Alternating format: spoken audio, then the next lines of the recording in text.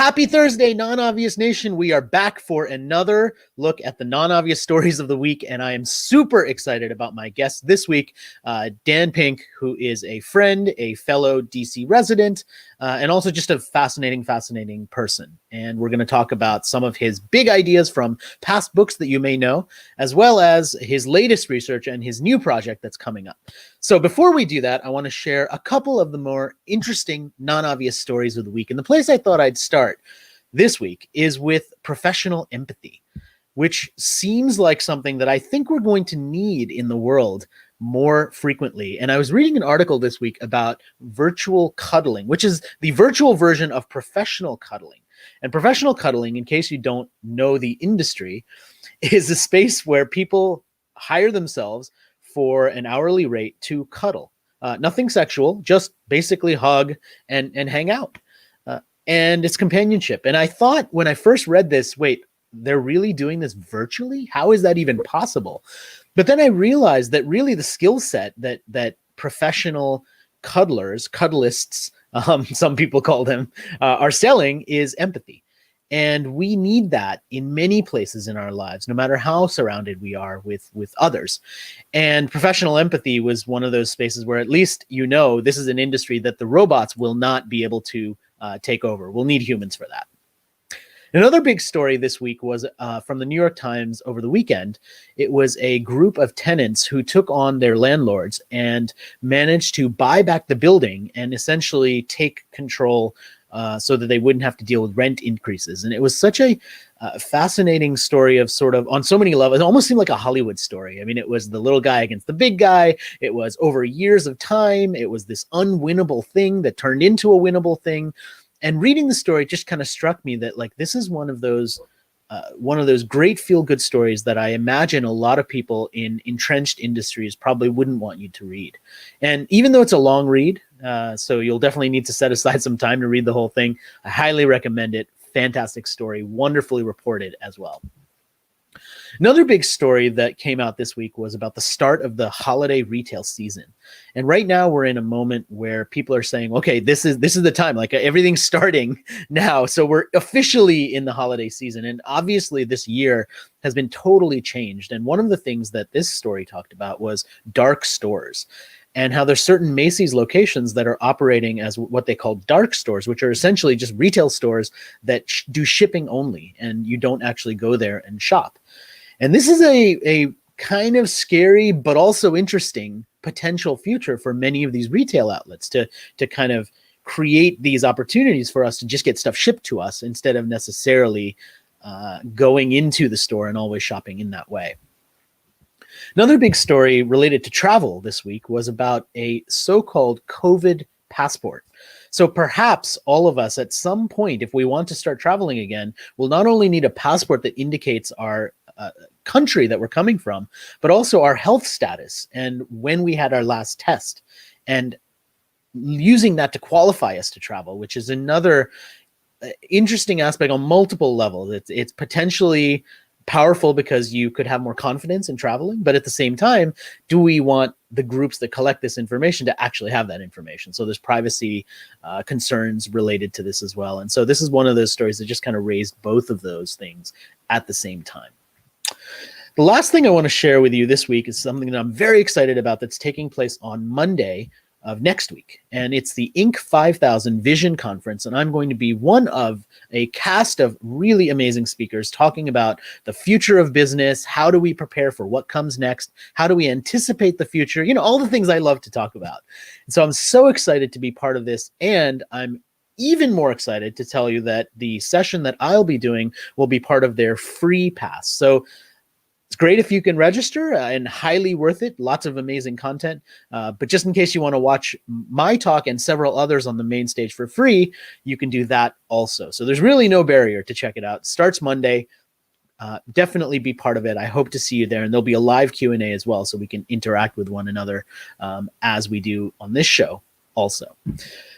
If you like these stories, remember, you can always subscribe to the Non-Obvious Insights newsletter, where every Thursday I send out the most interesting stories of the week, along with a quick take on why they matter.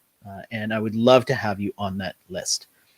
Now it is officially time for me to welcome our illustrious guest for this week, Mr. Dan Pink. So, Dan, thank you for joining me. It is awesome, as always, to see you. Rohit, I agree. Always a pleasure to talk to you. I was thinking for a while about what I was going to ask you first, and I landed on this concept of the big idea, which a lot of authors think about.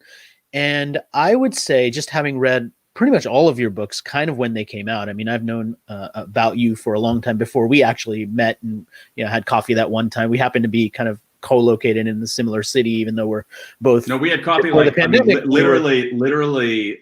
I don't know. Let's see. What would it be? Maybe like 300 meters from where I sit.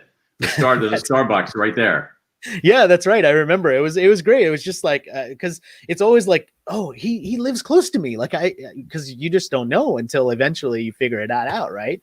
I wonder, how do you decide on your next big idea that you will write about? And for people who haven't kind of read the breadth of all of your books, I mean, you talk about motivation, you talk about selling, you talk about kind of human behavior.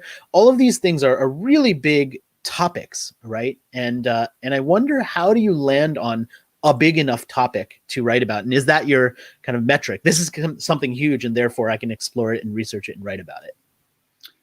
Yeah. Well, I mean, I think the presumption of your question, Rohit, is that I'm very strategic and deliberative about these choices, which is not necessarily the case. In some ways, it's simpler than that. The most important thing, single most important criterion is, am I interested in it? Am I deeply interested in the topic and the idea? Because as you know from having written books, writing a book is a giant pain in the ass. I mean, it is. I mean, I've been doing it for 20 years. It's really, really hard. It's really, really hard to write a good book. And so it's only worth doing if it's something that you're deeply, deeply interested in and something that you deeply believe in. So that is, like, for me, by far the most important criterion, which is that, am I willing to live with this for a very long time? And then, so that's number one. And then the other thing is, like, okay, I want it to be new and fresh also. So there's a second screen of, oh, has somebody already, done this? Is this idea even new? Is this idea even relevant to people's lives? And so there's a second screen that looks at, I guess, originality, that looks at relevance, and also I would factor in, does it have some commercial appeal? But that first screen is really, am I interested? Deeply interested. And I think that when you go down that process and when you start to do that research, I'm sure at some point over those 20 years, there's been something that you have loved and wanted to do. And then as you dug into it, you're like, nah, this isn't working for me, or everybody's written about it, I'm not going to do it. I'm curious, like, do you hit many that times early, or have you wasted a lot of time before you figured it out? Great question. And it's happened to me. That's happened many times. And I consider that not even like bad news necessarily. I consider it part of the process. So let me try to see if I can give you a good example of this. All right. So this is a few years ago. So I had this. And I'll be technical and tactical here too. This is your question, Rohit, is one reason why I really believe in writing book proposals. Okay. Rather than go in and say, with 2 pages and say, hey, I think this will work really well, and I write maybe 35-page book proposals all the time. For every single project. And the reason is to get at exactly the issue that you raised, that it's a test of concept. It's a test to see whether there is a there. And there have been a few instances where I have written a proposal and said, you know what, this isn't good enough. I'm not interested enough in it, or it's not commercially viable enough, or it's not new enough, it's not fresh enough. Are you the one? I'm just wondering, are you the one who usually says that, or does someone kind of tell you that, right? Like, do you trust someone else to do that, or do you do that yourself? In the instances that I'm thinking of, I've always done it myself. So for instance, one time I had this great idea for a book, but I was having a hard time getting the proposal done. And at the time, all of our kids were relatively little. My kids now are in their, like they're teenagers and early 20s. But so go back like 12 years and they're little. Like I have 3 little kids running around. Can't get anything done. And so I send my wife and my kids to go see my in-laws in New Mexico. Say, listen, you guys go there for 2 weeks. I'm going to hunker down. And when I'm home without my family, I basically live like a caveman. I do nothing but work. I don't shave. I eat out of jars. I mean, it's just ramen is your best friend at that point. It's all ramen pretty much. Yeah. I mean, even like for me, it'd be like, I don't even cook the ramen. I just like unwrap it and crunch it. So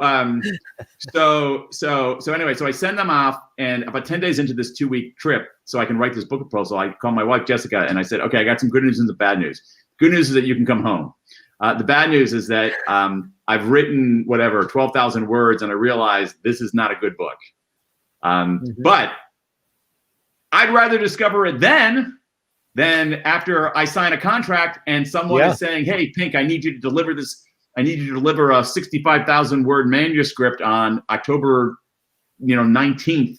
And then I'm totally stuck. Yeah, so let's kind of go maybe the opposite direction from the 65,000 word manuscript and maybe dig into one of your books that is completely unlike the others, highly influenced by your time in Japan, Johnny Bunko, which I don't think you expected me to ask you about. No, but I loved this book. Thanks a lot. Because it was so different from every other book, so different from all of your other books. And I wonder if you can just talk a little bit about the element of risk taking when it comes to doing the next book, right? It's one thing when you don't have any books. It's like your first book is your first big idea. It's probably been inside of you for a really long time. And then you get that out and it's successful. And now it's like, okay, for book 2, and this wasn't your second book, I know, but like for book 2, do I write book 1, part 2, or do I write like totally something different? And then you have all of these departures. And I want to know about the thinking process behind doing that book and how different it was and whether it seemed like a risk to you at the time. I have to say, it's like my approach to this isn't, honestly, it's not that. There's not that much kind of strategic thinking in the backdrop of it. There truly isn't.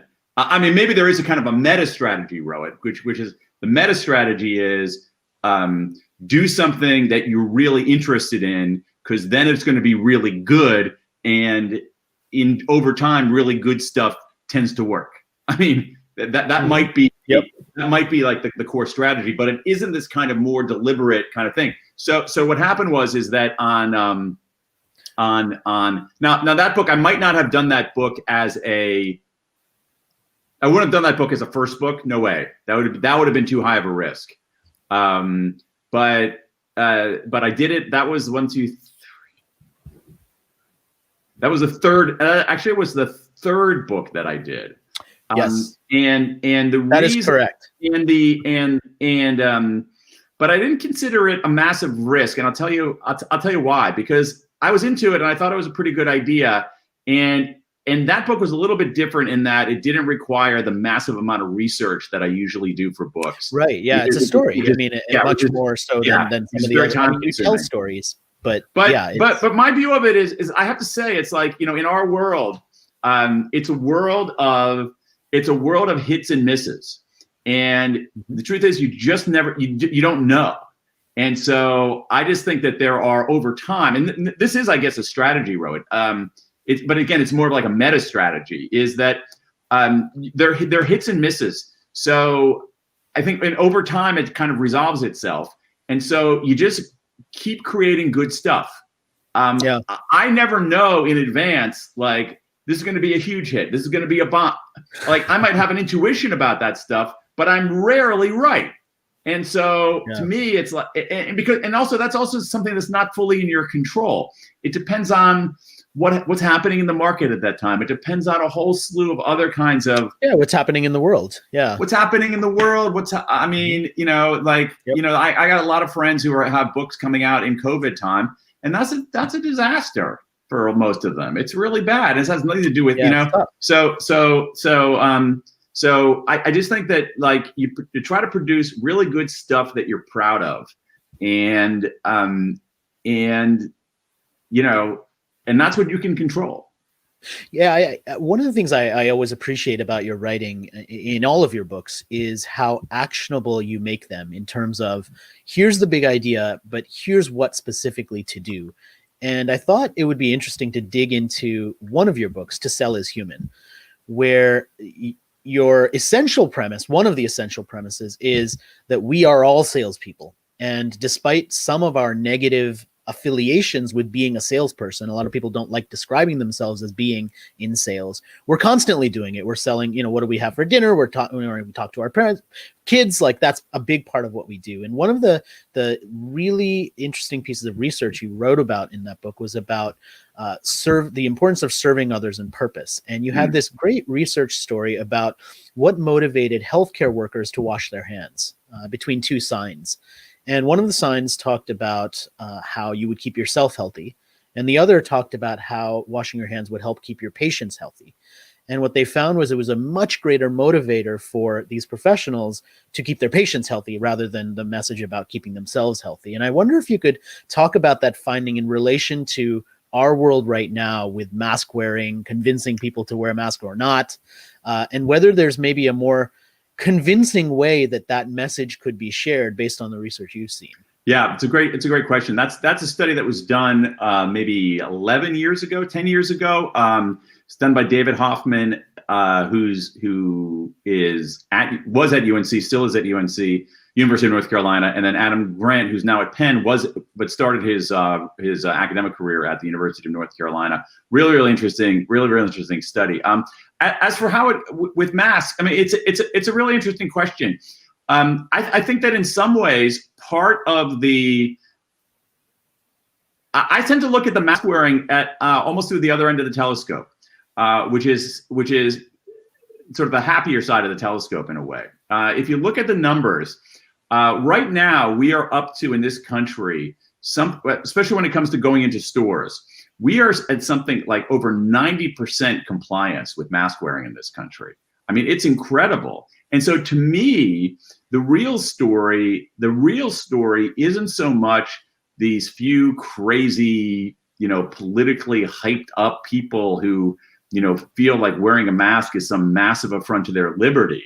I mean, they get the attention they spread on social media. I think the bigger story is that we get, you know, 9 out of 10 Americans are wearing masks.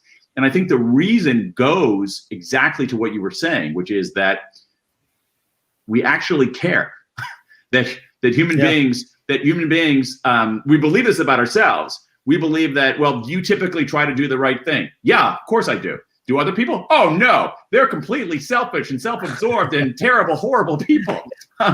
And so, you know, so I do think that the real story is that the incredible mask compliance we have, and the reason goes to the better angels of our nature, which we often discount and don't take seriously and don't think can be levers for changing opinion. When in fact, that's the study that you talked about, and a whole array of other research and lived experience suggests that not every time, but many times, people will do the right thing. Yeah, it does sort of speak to this idea that part of the responsibility when you're sharing some of these big ideas and big concepts is debunking that thing, that perception that we've had that is perhaps incorrect. And I think your latest book, When, which talks about the science of timing and when we should do things, was really on point in many ways, because you tackle some of the big questions that we're likely to have in our lives. When should I exercise? What's the optimal time for me to exercise? When should I get married? What's the optimal age for that? Like, and you literally put out those questions and you answer them. So I want to do maybe a very quick fire asking based on the insights in that book. If you could give us sort of a quick answer to some of the timing questions that we have, starting with, when should I exercise? It depends. No, Okay. no. So here's what it is. It actually, I can do this one. I can do this one quickly in contrast to most of my answers here. So it actually does depend. It depends on your goals. If your goals are habit formation and weight loss, you're better off doing it in the morning. If your goals are to enjoy the workout, to avoid injury, and to improve your performance, you're better off doing it in the late afternoon and early evening. What kind of person enjoys a workout? No, I'm just kidding. What about? But it's it's an interesting point because it actually goes to changes in body temperature. People report afternoon and late evening exercise or early evening exercise. Our body temperature goes up around that time, and so certain kinds of things feel less effortful. I totally buy that. Totally buy that. So, what is the optimal age to get married? What we see is that there's some big differences in education levels and how long a marriage is going to last. That ends up being a big driver. Assuming we correct for that, it turns out that your marriage is slightly more likely to last if you get married after age 25 but before age 35. Now, of course, it doesn't mean that if you get married at age 24, you're going to get a divorce, or that if you get married at age 39. Yeah, there's always exceptions. But there's some evidence. There's also a lot of evidence showing that getting married after you finish your education makes it slightly more likely the marriage is going to last, no matter what your level of education is. When is the optimal time to get a surgery? Oh, that's an easy one. Don't get surgery in the afternoon. Period. Full stop. In fact, if you can avoid it, non-obvious listeners, don't go into the hospital into the afternoon if you can avoid it. This one's not a close call, man. Seriously, if you have an important doctor appointment or an important medical procedure, don't do it in the afternoon. If they're trying to give you an appointment, say after 11:30, pick another day. That is a clear-cut answer. I love that. That's an easy one. That's an easy one, and I've lived that. I'll resist sharing the experience of my colonoscopy with your viewers, but there's a reason I had my colonoscopy at 9:30 a.m. All right, I'm gonna put off scheduling that and get it done in the morning. Then thank you for the seriously, as your friend, no joke. If you're getting a colonoscopy, do not do it. Do it in the morning. I don't care what. Do it in the morning, not in the afternoon. Advice taken. Yes, I'm putting a mental. I don't think I'll forget that. It seems like such a unique piece of advice I didn't actually expect to get today. So I think I'll totally remember that. One of the things that I really wanted to know from you is your books have, in many ways, become popular enough that in some ways the ideas there are ubiquitous for lots of people who read business books, at least. And when that happens, I'm guessing you have a situation that my friend Ryan Holiday, who I think you also know, kind of ran into when he wrote his book called Trust Me, I'm Lying, which was all about manipulating the media. And what ended up happening is that book unintentionally became a playbook for people who wanted to negatively manipulate the media. And I wonder if you have seen any of that and what you do in that case when you see people using kind of your suggestions for habit formation or for selling, for things that you feel like are kind of negative or maybe even evil. Yeah, I haven't seen a lot of that. I think that fortunately, it's an interesting question.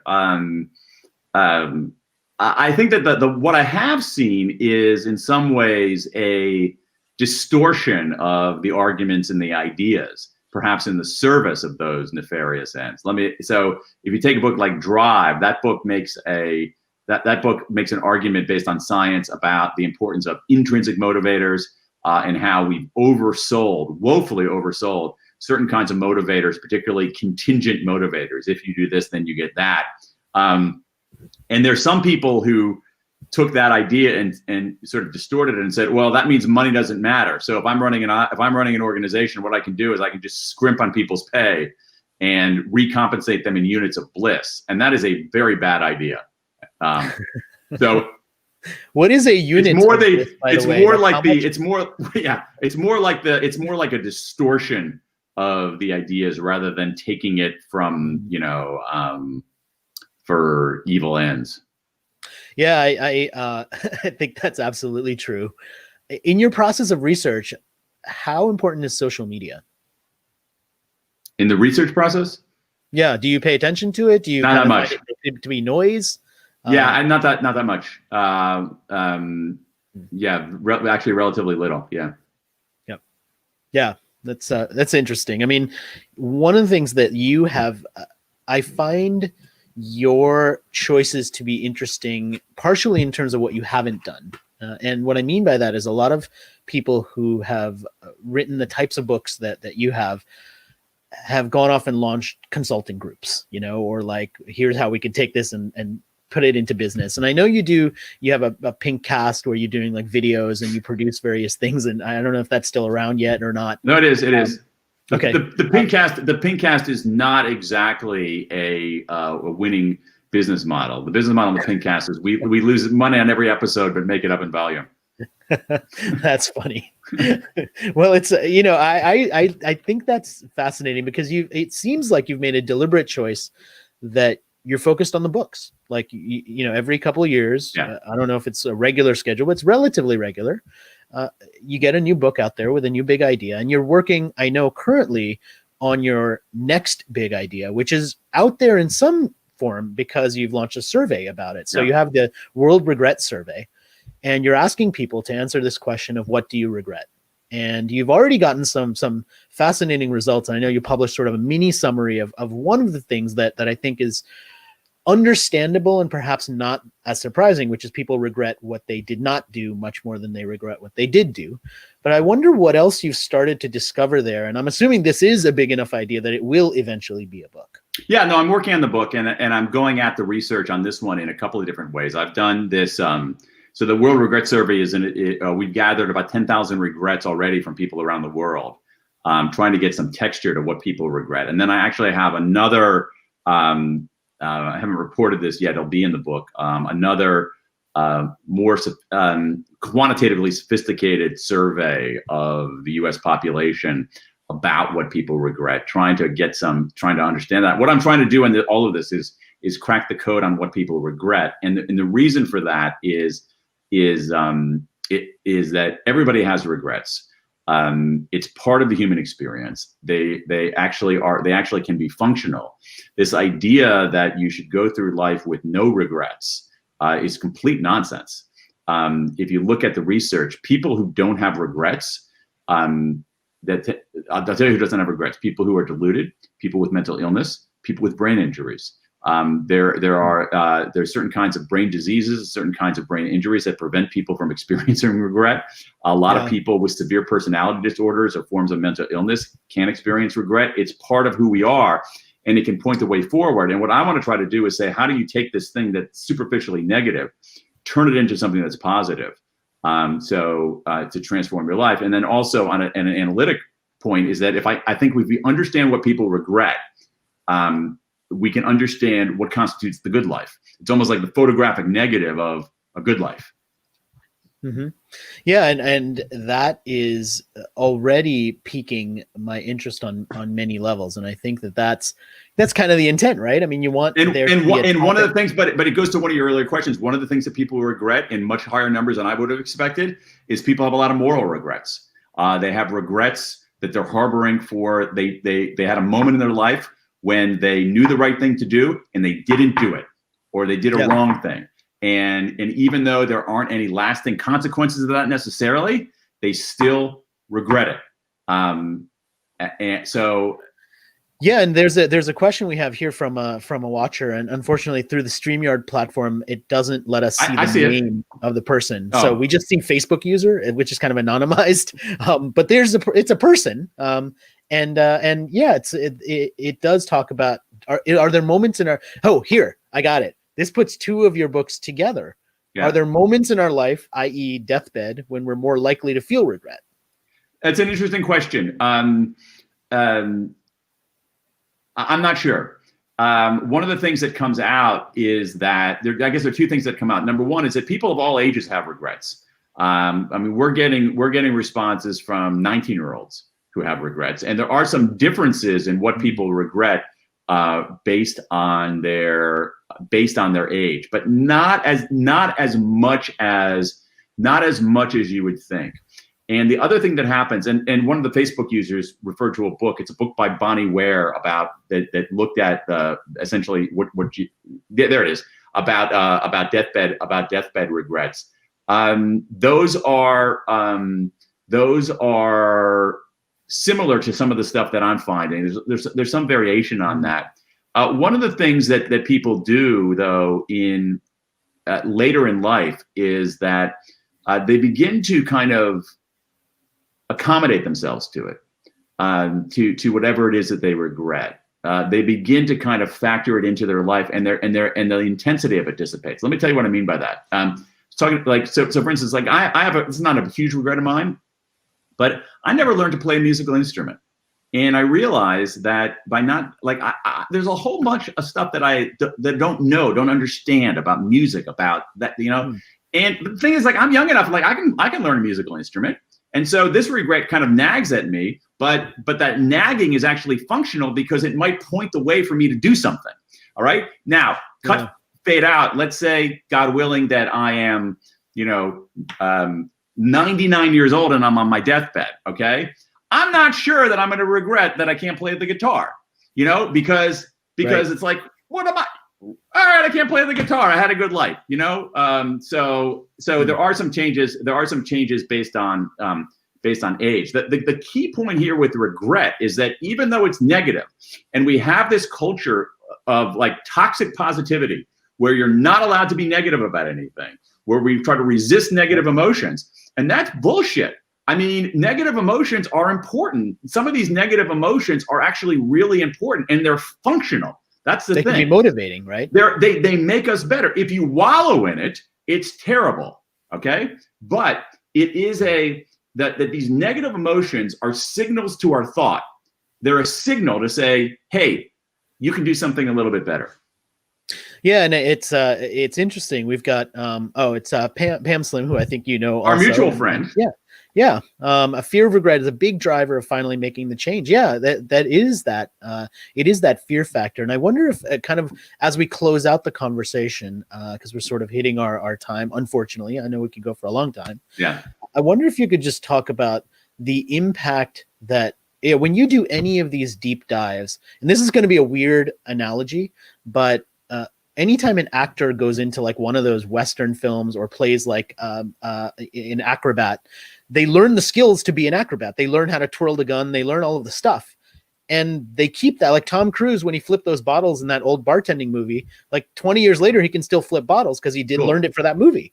And I wonder if, as you do these deep dives into selling, into motivation, into timing, like, do you become a ninja of these things, like in your personal life? Like, is it impossible for your kids or your wife to argue with you? Like, because you know how to negotiate with them? How do you use these skills in your own life? Maybe the kids and wife thing is a bad example, so retract that. But in other situations, like, how does it kind of help you? Do you remember those lessons? Does it change you?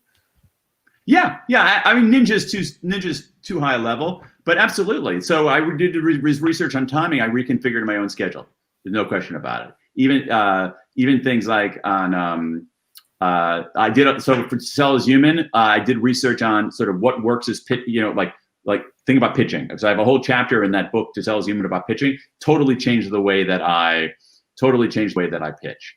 The research on motivation probably changed the approach that my wife and I had to raising kids. So for instance, even though it seems, like logical that you would pay kids to do chores, based on that research, there's no way any pink kid would get paid to do chores. And so I don't think it's like brought me to, that sort of more performative kind of, I'm amazing at this, but it's definitely had a big, it's made me, the research I've done to try to help readers has, one reason I believe in it is because I know that it's helped me. Yeah. And that is, I think, a powerful place to leave it, which is when you do take the time to learn some of these things, either through a lot of the firsthand research that you do, because it's kind of your day job to do that. You've made it your day job to do that. But for the people who already have a day job and they're doing something else, the opportunity with all of these books that Dan's written and other books that other people have written in particular, the opportunity is to dig into these topics and make yourself better. And I think that that's a big macro lesson that we can all take away from this conversation. So I just want to say thank you for spending some time with me, My pleasure. with the Non-Obvious Nation, and all of us kind of listening and trying to be better all the time. I really appreciate it. It was a fantastic conversation. Thank you so much for having me. Always a pleasure talking to you. Yeah, you're welcome. Just a reminder for everyone, every week we do a brand new show with a fascinating guest.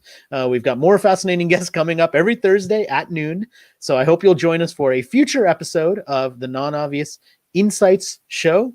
Thank you for being here today. And remember, always stay non-obvious.